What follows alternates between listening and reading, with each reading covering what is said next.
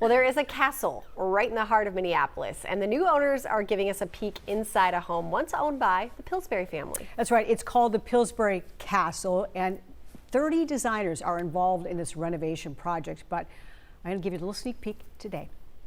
If you spent any time in the Whittier neighborhood near Mia or the Children's Theater Company or even Eat Street, chances are you couldn't have not seen this beautiful house. Matthew Treadle, you probably know him from The Wedding Guys. Yes. You are the co-owner of this huge house, also known as the Pillsbury. It's the Castle Project now. Yes, we're super excited. We had the opportunity, I had seen the house on Zillow probably since 2016, just kept on passing it. It just really spoke to me, and I would have never imagined that this would be our home. The house was built in 1903. It was built by Alfred Pillsbury. He was the son of one of the co-founders of Pillsbury Milling Company.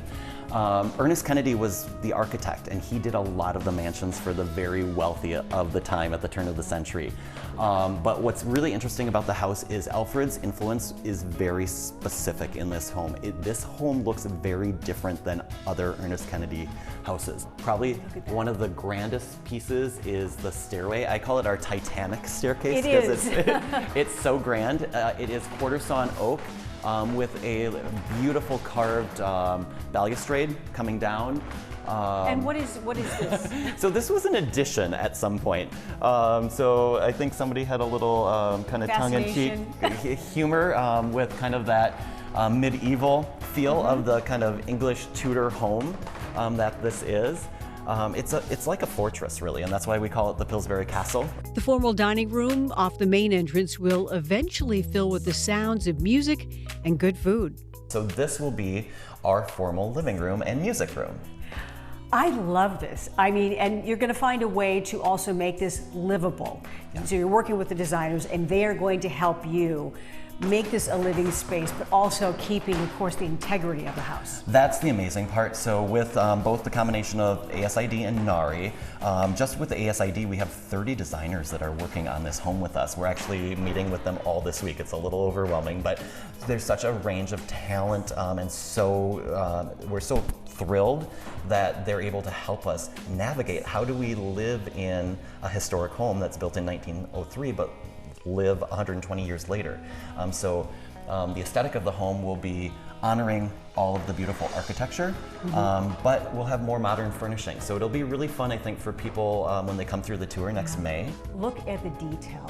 Tell me a little about, first of all, the wood. This is mahogany. So this is mahogany like the other room, but this is a different species, and it's really beautiful. How the burl inlays, the carvings are just exquisite with the fruit motif. And the crest, definitely very English.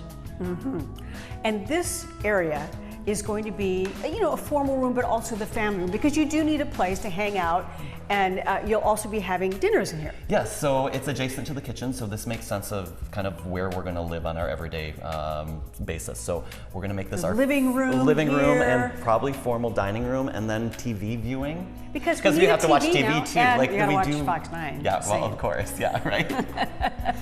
It's a big space to heat, but it will keep things cozy with good old-fashioned radiator heating. Now, you have a place downstairs that I understand is like, it's the creme de la creme. It is. It's the coolest thing, and surprisingly, it's in the basement. But when you walk down the basement stairs, you'll understand why they are so grand. Tell me a little bit about the ceiling. So the ceiling is original to the room from what we understand, and was imported along with the room. And what's great is the architect took inspiration from this ceiling into what is up on the main floor. This is a beautiful fireplace, and tell me a little bit about, as people lived here, how it was used and this room was used. Again, part of the room, we believe that when Alfred was here, this was his space. And so this would have been his sort of nook to recline or to retreat to. And sit and enjoy, whether that be after dinner or just in the evening. As it moved forward, this space, one of the things about this house is it became commercial after Alfred passed away. He didn't have the kids, they didn't pass it down into families, so it was at one point part of Luther Seminary, it was the office space for Carmichael Lynch. So it has this sort of commercial history in the middle.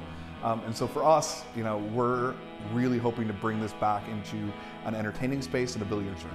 I can't get over, but looking at there toward the ceiling around the perimeter of this room is that beautiful ornate woodwork. Yeah. That's kind of the handcrafted artistry that you just don't see anymore, and probably part of the passionate reason that Alfred saved this space and brought it here to be part of his house. This is the vault where Alfred kept all of his artwork. Wow. With 900 pieces, you needed quite a bit of space. You envision this room to be used how? We're hoping to use this as sort of a private dining space and speakeasy, actually, when we were wining and dining guests. With the speakeasy, you need alcohol. We do. Behind the secret door. And here you go. Imagine this full of wine. Oh, I can. Absolutely. Filled with wine. And there's so much more too. This is just part of the house. It just continues. It's really magical. Like I said, you have a lot of work to do, but I can't wait to see the finished results. Nor can we. Nor can we.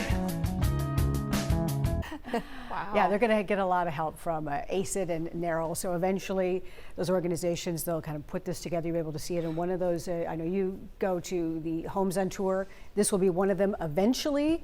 It's a Titanic project with a lot of history, but fascinating. I thought it was just beautiful. We'll expect an update from you when they're done, too. I love how it it's all turned out. No pressure, but this is a big project. They're like, yeah, I know. That's beautiful, though. Wow, incredible.